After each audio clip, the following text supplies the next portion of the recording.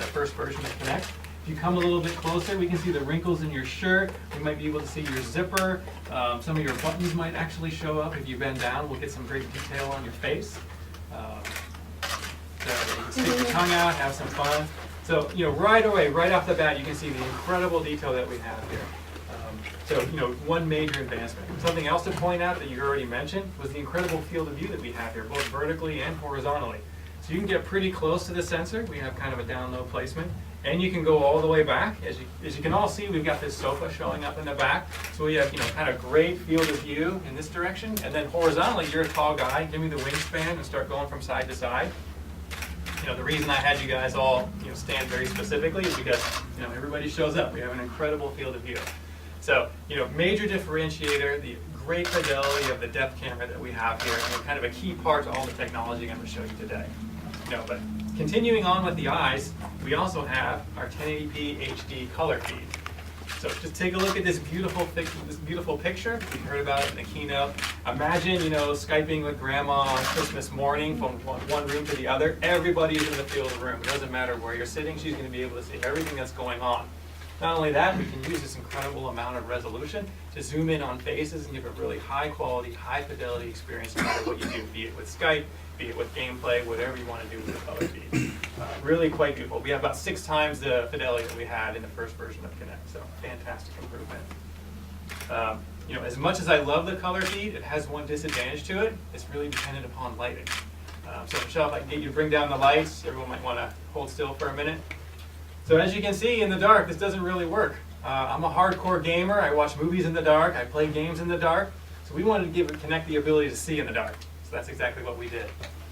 This is the version of the eyes that we call Active IR. And what it's doing is it is in fact seeing in the dark. So you can all make out yourselves in the back of the room. We can still see the quality of your face. Anything that you want to do is independent of lighting. I got a flashlight over here that I got to find. Okay, I'm going to back once. So what I'm going to do right now is with a flashlight, I'm going to actually simulate what happens in a real-world gamer environment. You get a lamp that's on the side. You might want to close your eyes.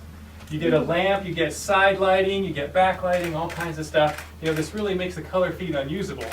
I'm going to switch back to Active IR.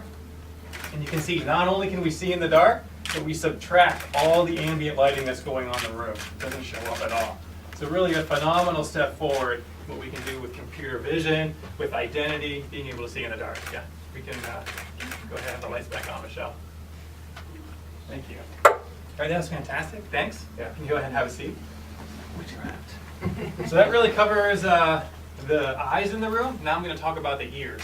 So when I'm gaming at home, I've got the 5.1 setup. I've got the sound cranked. There's background music. There's gunfire. There's explosions. There's characters talking, yelling, all kinds of stuff going on.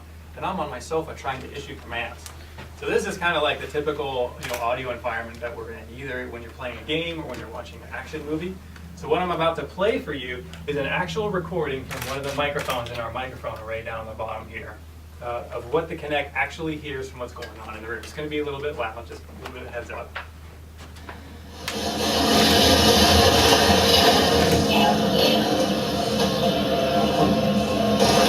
might hear someone talking if you just All right, now what we're about to play is the exact same recording after it's been processed by our custom hardware on the Xbox One and our next generation software audio pipeline. Squad, move left. Delta Squad, take cover. So we've cut out all that game sound, and this is a signal that we're able to use for speech recognition. Rocket strike, target alpha. Pretty fantastic stuff. So that's the eyes and the ears. Now I'm going to talk about the brains. This is the really fun part. Now this is where the full capability of Microsoft as a company really comes together.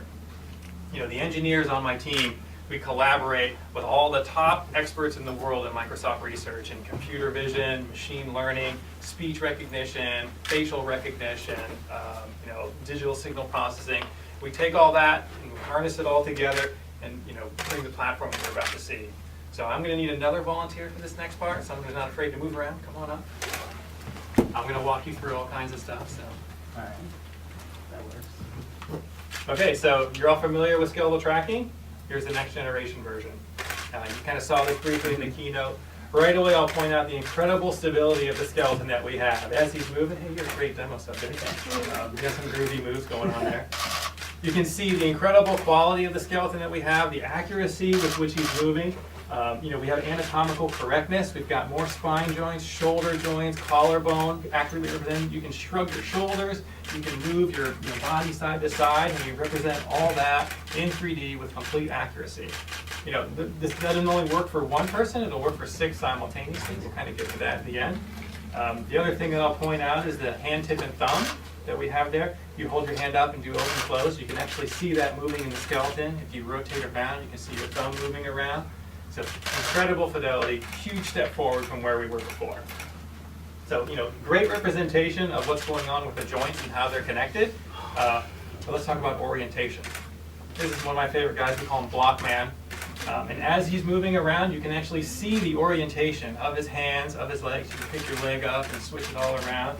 And you can see that we have the fidelity and the software technology to be able to accurately track all of his joint orientations in real time. If you kind of move your head around in some small nose circles, we'll actually be able to see, Blockman's head moving around, real-time representation of what's going on. This is all fantastic.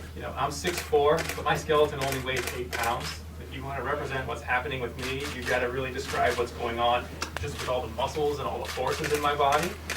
That's how I lead into Muscle Man. So Muscle Man is a realistic human-based physics model put on top of our skeleton and our high-quality depth map in real time, calculating the actual forces he's feeling on his body. So if you could, just shift your weight between your 2 feet.